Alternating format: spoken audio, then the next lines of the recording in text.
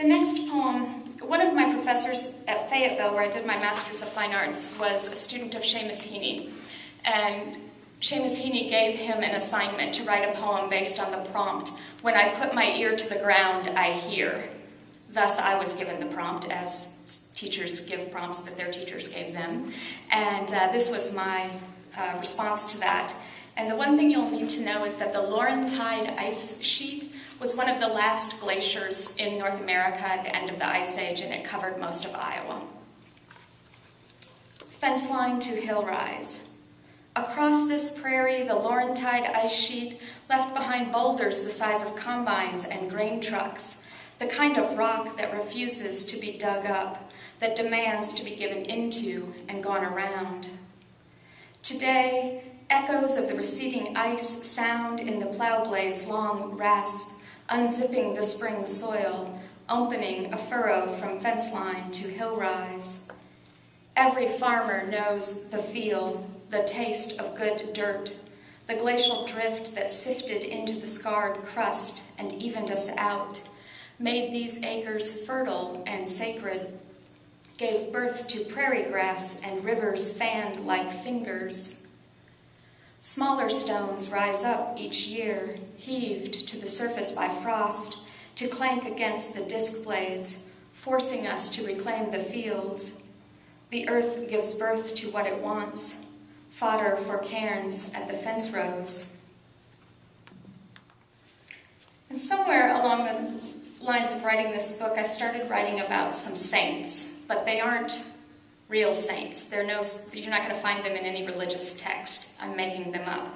And all of these saints have some resistance or hesitancy to being sainted.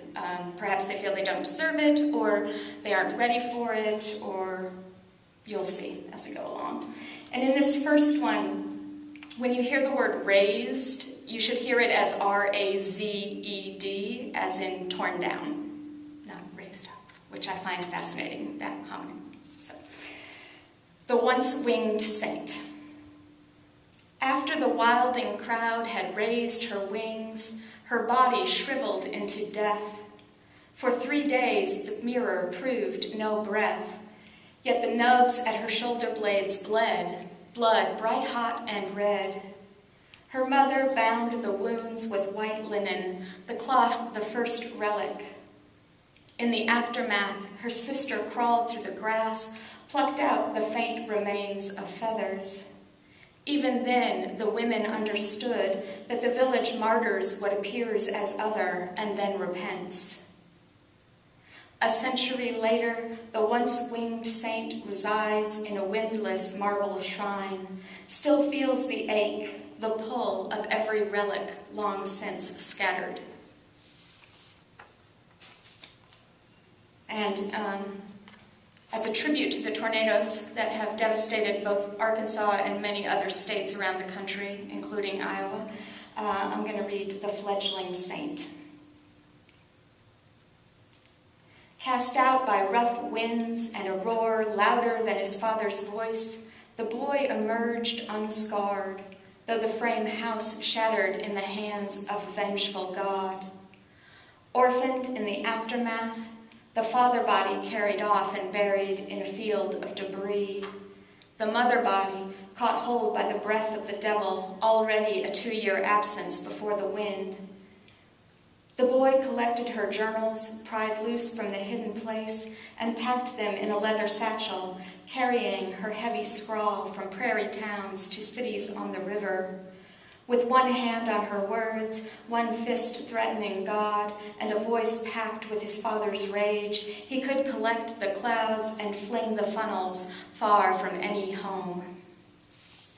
In the stories, someone's always lost amid the cornstalks or swept away in a flooding season.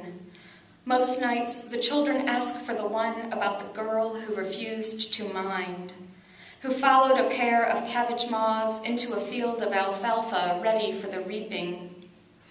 The girl trailed the papery wings through a maze of grass, ignoring her mother's wind-pitched voice. Out of earshot, a fox appeared, chased her dizzy and nipped her heels until they bled, until she fell exhausted. When the searchers arrived, all they found were her shoes and a patch of blood-red poppies. Each year those flowers bloomed, no matter how deeply they tilled the soil.